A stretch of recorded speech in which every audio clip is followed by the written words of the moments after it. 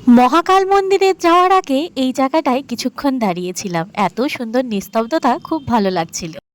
তো এবার কিন্তু আমরা যাচ্ছি মহাকাল মন্দিরে।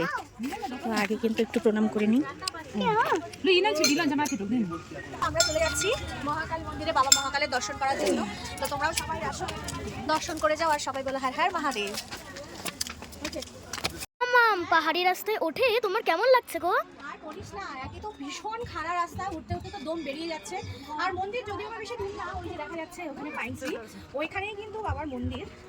মানে সমতল থাকলে তো অতটা কষ্ট হয় না, কিন্তু যেহেতু পাহাড়ি রাস্তা একটু তো কষ্ট হবে। আর বাবার কাছে যেতে কিন্তু অবশ্যই কষ্ট করতে হয়।